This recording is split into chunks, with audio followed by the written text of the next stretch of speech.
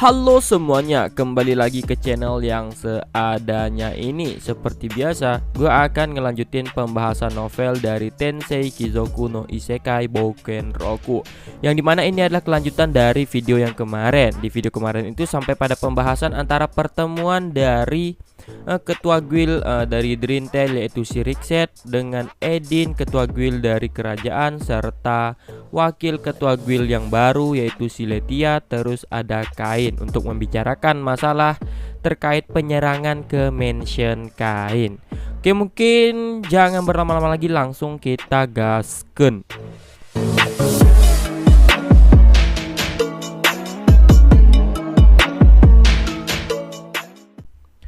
Nah, di suatu ruangan yang berada di kota Drintel yaitu ruangan ketua guild, hadirlah 4 sosok yang terdiri dari Rikset, Edin, Kain, dan Letia yang sedang melakukan pertemuan.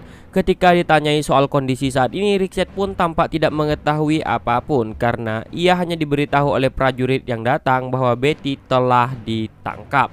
Saat itu Rikset pun menjadi sangat terkejut, namun prajurit tersebut mengatakan bahwa alasan dari penangkapan itu akan dijelaskan langsung oleh wali kota, sehingga Rikset pun menjadi tenang.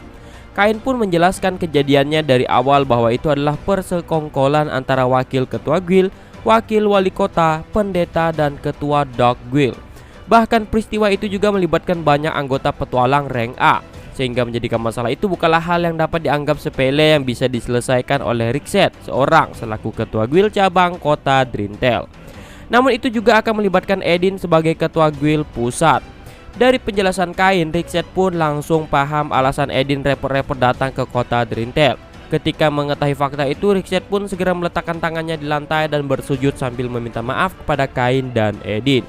Namun, kejadian itu tidak bisa diselesaikan hanya dengan minta maaf, karena kejadian itu membuat situasi seolah guild sedang menabuh genderang perang kepada kaum bangsawan. Edin pun mengatakan bahwa mereka harus membicarakan hal itu ke depannya.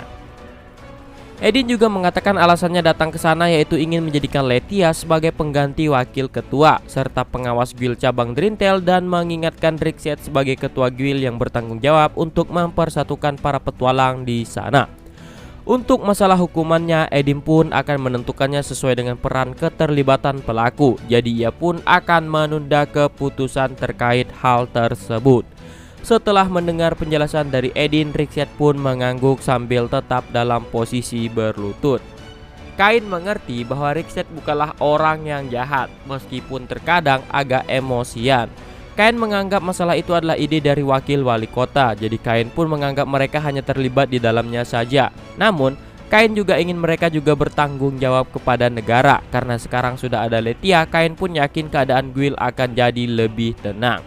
Meskipun sempat tersipu malu atas pernyataan Kain, Letia pun langsung kembali ke ekspresi seriusnya sambil mengatakan bahwa dia akan memulainya dengan mempelajari dokumen dan arsip-arsip terdahulu. Dan untuk saat ini, ia akan mulai dengan perkenalan dengan para staf lain dan baru mulai bekerja besok. Mereka pun menyetujuinya dan Rikset pun bangkit kembali dari posisi berlututnya lalu mengantar semua orang menuju ke aula. Dengan kemunculan mereka di aula, para staf pun sedikit panik. Rikset pun mulai menjelaskan kepada para staf bahwa wakil ketua guild Betty sudah melakukan kejahatan dan saat ini sedang ditahan di penjara. Meskipun saat ini hukumannya belum diputuskan, namun Betty akan dibawa ke ibu kota dan diinvestigasi di sana, sehingga Rikset menganggap Betty tidak akan kembali lagi ke guild. Mendengar penjelasan Rikset, para staf pun terkejut. Tak ada satupun dari mereka yang mengetahui kejahatan yang dilakukan oleh Betty. Selain itu, dengan munculnya kata tidak akan kembali lagi itu berarti hukuman seumur hidup atau hukuman mati. Mengetahui hal tersebut, para staf pun menelan ludah mereka. Lalu Rikset pun melanjutkan penjelasannya dengan mengatakan bahwa General Manager Guild Petualang Kerajaan Espot telah datang dari ibu kota untuk membicarakan masalah itu. Sang General Manager yang membawa seorang yang akan menggantikan posisi wakil ketua guild yang bernama Letia. Selain sebagai wakil ketua guild, Lethia juga akan berperan sebagai pengawas terkait administrasi di dalam guild, sehingga Rixet meminta kerjasama dari semua stafnya. Lethia pun maju selangkah dan membungkuk memperkenalkan dirinya kepada para staf. Dan tepuk tangan pun bergema. Para resepsionis yang mengenal Lethia pun menggemakan rasa senang mereka. Para petualang yang ada di aula pun terpana dengan keindahan Lethia yang memiliki sosok keindahan wanita dewasa khas ibu kota. Mereka juga merasa bahagia dapat melihat sosok pemimpin seluruh guild di kerajaan itu dengan mata kepala mereka sendiri. Tiba-tiba, Aura, seorang resepsionis yang tidak bisa membaca suasana pun mengangkat tangannya lalu mengajukan pertanyaan tentang alasan Kain yang juga berada bersama para petinggi di sana. Karena para resepsionis itu taunya Kain hanyalah petualang biasa, kalau nggak salah sih segitu ya. Pertanyaan itu muncul karena para staf di guild hanya mengetahui identitas Kain sebagai seorang petualang rank A yang sangat berbakat. Para resepsionis tahu bahwa pendapatan petualang rank A itu tidaklah biasa. Jika masih kecil saja sudah rank A, maka di masa depan besar kemungkinan Kain akan menjadi rank S. Dan jika mereka bisa mendapatkan hati Kain, maka kehidupan mereka pun akan terjamin di masa depan. Apalagi sosok Kain yang masih terlihat seperti anak umur 10 tahun, sehingga tak ada satupun dari mereka yang ingin melewatkan kesempatan itu. Saat Kain ingin memperkenalkan dirinya sebagai seseorang yang kebetulan mengenal Edin dan Lethia, Rixet pun langsung membongkar identitas Kain dengan mengatakan bahwa Kain adalah wali kota di kota mereka yang bernama Viscount Kain von Silvoth Drintel. Dari semua kejutan, hal itu adalah hal yang menjadi bagian yang paling ribut di dalam aula. Bukan hanya para staf guild, namun semua petualang yang ada di aula yang sejak tadi menjuluki Kain sebagai Silver Devil pun menjadi ribut.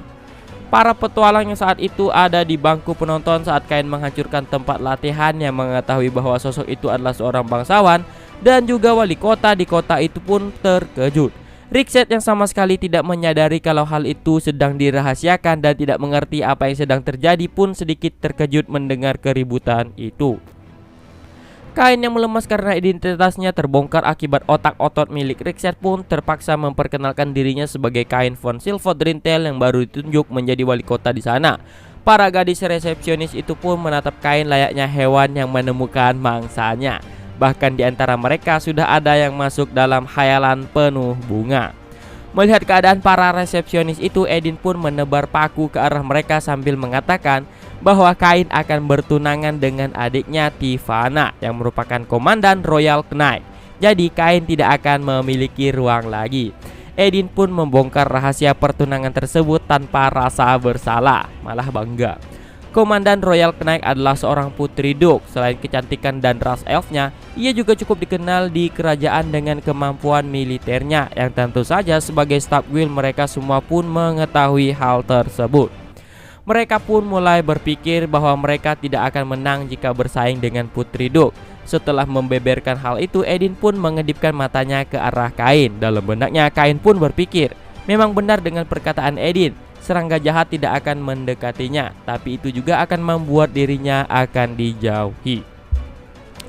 Setelah perkenalan itu, mereka pun berpamitan kepada Rixet dan meninggalkan guild menuju ke rumah wali kota karena mereka belum memesan penginapan. Jadi Kain pun menyarankan untuk menginap sementara di kamar tamu di rumah wali kota. Sedangkan untuk Lethia, karena dia belum sempat ke penginapan, jadi dia pun diizinkan untuk tinggal di rumah wali kota selagi ia bertugas di guild.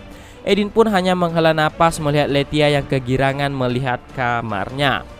Setelah mengantar Lethia ke kamarnya, Kain pun melakukan pertemuan dengan Edin di ruang pertemuannya. Di belakang Kain juga berdiri sosok kepala pelayan, yaitu Dharmesia. Saat Kain menanyakan apakah ada masalah, Dharmesia pun membungkuk lalu menjawab bahwa semuanya baik-baik saja, termasuk kondisi Das dan keluarganya yang sudah mulai membaik. Sekilas, Edin pun menatap Dharmesia, lalu segera kembali menatap Kain sambil mengatakan bahwa Kain memiliki pelayan yang cukup brutal. Bagaimana tidak, Dharmesia ini adalah salah satu empat kesatria iblis atau 4 jenderal iblis gitu, lupa. Sekilas Edin pun menatap Dharmesia lalu segera kembali menatap Kain sambil mengatakan bahwa Kain memiliki pelayan yang cukup brutal. Mendengar perkataan Edin itu, Kain pun sedikit mengeluarkan keringat dingin karena ia tidak menyangka kalau Edin bisa menyadari bahwa Dharmesia adalah salah satu dari petinggi dari ras iblis. Dharmesia pun menjawab perkataan Edin sambil tersenyum ringan dan mengatakan bahwa dia hanyalah seorang pensiunan yang menjadi kepala pelayan. Ketika mereka sedang bercakap-cakap ria, hari pun semakin malam. Lalu ya gitulah sampai pagi hari. Pagi hari pun tiba, semua orang pun mengelilingi meja makan. Selain ada Edin dan Lethia, di sana juga ada Das, Shimika, serta Enak. Kain pun mengatakan bahwa dia harus kembali ke ibu kota karena harus sekolah. Karena Kain juga sudah mengeluarkan permintaan untuk perbaikan penginapan, maka Kain pun mempersilahkan keluarga Enak untuk bersantai di mansionnya sambil menunggu perbaikannya selesai dan menyerahkan semuanya urusan kepada Dharmesia selama ia pergi. Dharmesia yang berdiri di belakang Kain pun membungkuk hormat. Meskipun semua orang menyetujuinya, namun seperti biasa Enak pun merasa kesepian dengan kepergian Kain. Namun Kain adalah seorang pelajar, jadi dia pun tidak bisa berbuat apa-apa. Setelah menyelesaikan sarapan mereka, Kain bersama Edin pun langsung berpindah ke ruang kantor di guild pusat dengan sihir transfer. Setelah mengantar Edin, Kain pun langsung berpindah ke mansionnya. Sesampainya di mansion, Kain pun berganti pakaian dengan seragam sekolahnya dan bergegas berangkat ke sekolah. Karena di akhir pekan ada banyak pekerjaan sebagai wali kota, bagi Kain sekolah adalah tempat terbaik baginya untuk beristirahat. Meskipun Kain tetap ikut pelajaran, namun ia dalam keadaan yang tidak fokus. Lagi pula Kain sudah memahami apa yang sedang diajarkan, jadi itu tidak akan menjadi masalah. Selain itu, guru yang mengajar pun sudah diberitahukan oleh Duke Eric melalui kepala sekolah, jadi mereka pun tidak terlalu memikirkannya. Dan pelajaran hari itu pun berakhir dan waktu pertemuan dengan raja pun tiba. Karena searah, Kain pun mengajak Teles untuk pulang bersamanya yang membuat Silk iri. Kain pun mencoba menghibur Silk yang mengeluarkan ekspresi kesepian dan seketika mereka berdua pun tersenyum bagaikan bunga yang mekar. Setelah berpisah dengan Silk yang sedang tersenyum, Kain pun masuk ke dalam kereta milik Teles untuk menuju ke istana kerajaan. Sesampainya di sana, Kain pun diantarkan menuju ruang pertemuan yang biasanya ia kunjungi lalu duduk dan menikmati teh yang disuguhkan oleh pelayan. Perdana Menteri Magna dan ayahnya Gam pun masuk ke dalam ruang pertemuan itu. Tak lama berselang, sang raja pun masuk ke dalam ruangan. Raja pun mengatakan bahwa dia telah mendengar tentang ahli urusan kota dari Gam dan ia juga telah memutuskan untuk mengangkat seseorang sebagai pengganti wakil wali kota Kain. Orang tersebut pun sudah berada di ibu kota dan akan segera datang ke istana. Kain pun membayangkan sosok orang yang direkomendasikan oleh ayahnya sambil mengobrol dengan mereka. Tak lama berselang, pintu pun diketuk dan pelayan pun mengatakan bahwa ia telah membawa orang yang akan menjadi pengganti wakil wali kota. Kemudian tampaklah seseorang pria berusia sekitar 20-an dengan rambut birunya yang memasuki ruangan. Kain pun terbelalak terkejut karena melihat sosok yang dilihatnya. Orang itu adalah Alec von Silford, putra kedua Gam yang terpaut usia 8 tahun dengan Kain. Maka usia Alex sekarang adalah 18 tahun. Dengan warna rambut biru yang sama seperti Gam ayahnya, Alec pun memiliki postur tubuh yang ramping. Di sekolahnya, Alec memilih kelas urusan dalam kota dan mempelajari tentang rencana pembangunan kota serta administrasi demi membantu kakaknya, Jin, dalam mengelola wilayah Gracia. Alec pun memasuki ruangan lalu setelah mengatur postur tubuhnya, dia pun membungkuk pada sang raja dan perdana menteri sambil memperkenalkan dirinya sebagai Alec von Silford, putra kedua Gam. Alec pun berterima kasih karena telah dipilih menjadi wakil wali kota. Sang raja pun mempersilahkan Alec untuk duduk sambil memberikan sebuah komentar tambahan. Alec pun duduk di sebelah Kain dan pertemuan pun dilanjutkan. Bentar, seperti biasa kita minum dulu.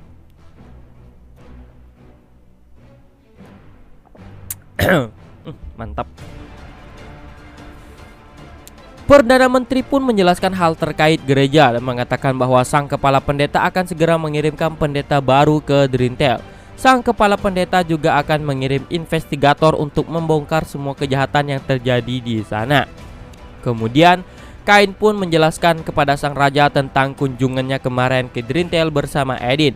Mereka juga membawa serta pengganti wakil ketua guild yang juga menjadi seorang pengawas di sana. Sedangkan terkait ketua guildnya, dia tidak mengetahui tentang penyerangan itu. Namun karena itu berada dalam tanggung jawabnya, jadi ia juga akan dijatuhi hukuman.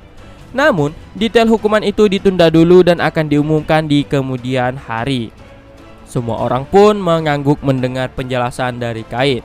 Lalu, Alex yang kebingungan pun membuka pertanyaan soal pembicaraan mereka yang membahas tentang hari kemarin. Karena setahu Alex, jarak yang harus ditempuh menuju ke Drintel itu membutuhkan 2 hari perjalanan.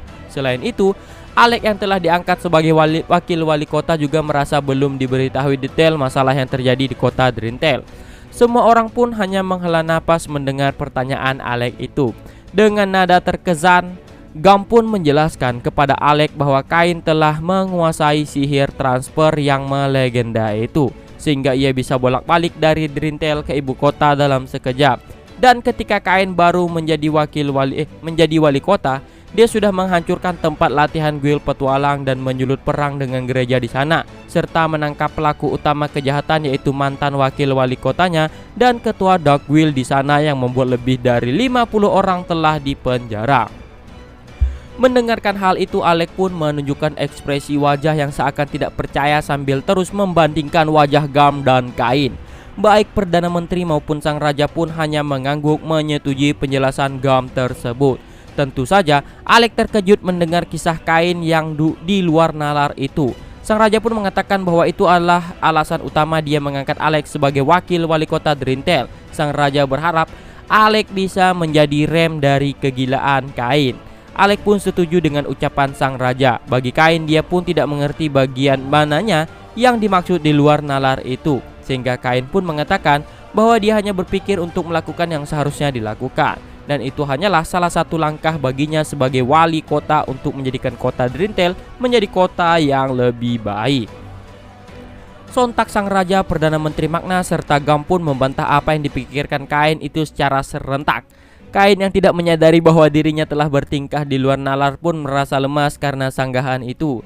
Kemudian Sang Raja pun bertanya kepada Kain apakah baik-baik saja jika Kain meninggalkan kota Drintel tanpa wali kota, mengingat masih ada sisa-sisa anggota Dark Guild yang mungkin akan menyerang balai kota.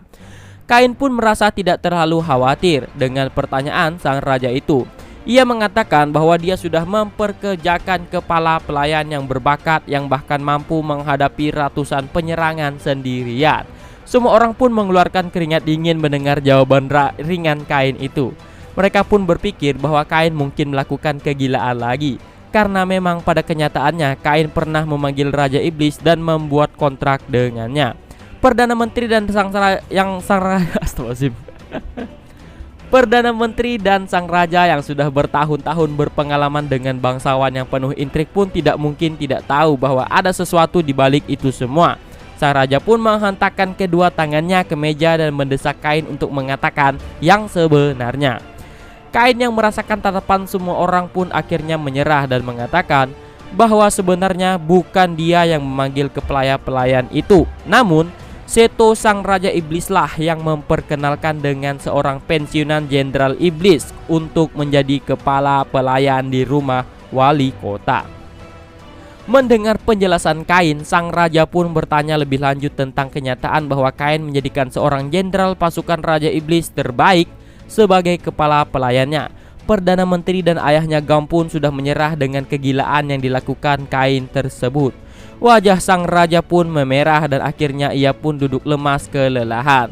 Sang Raja yang sudah lemas pun meninggalkan ruangan tanpa suara. Sedangkan Gam dan Perdana Menteri pun hanya bisa memegang kepala mereka karena tak tahu bagaimana harus meresponnya. Hanya Alex lah yang memasang senyum cerah di wajahnya. Nah, mungkin sampai di sini dulu untuk pembahasannya kali ini. Di video ini masih cukup ringan ya, tidak ada pertarungan yang epic lah ya, detail-detail kecil ya untuk lanjutan cerita ke depannya juga gitu. Terus nanti di video selanjutnya ya Alex ini bakal dibawa ke kota Drintel bersama Kain untuk mengurusi kota-kota Drintel juga. Jadi Kain pun nanti akan membeli budak dari salah satu ras rubah, kalau nggak salah rubah putih atau apa. Dan salah satu dari rubah putih itu adalah seorang reinkarnasi dari kota Jepang juga gitu. Seorang mahasiswa lah pokoknya yang bakalan membantu Kaid untuk mengurusi kota tersebut. Ya, pokoknya itu nanti ada di video selanjutnya. Mungkin sampai di sini dulu dan sampai jumpa.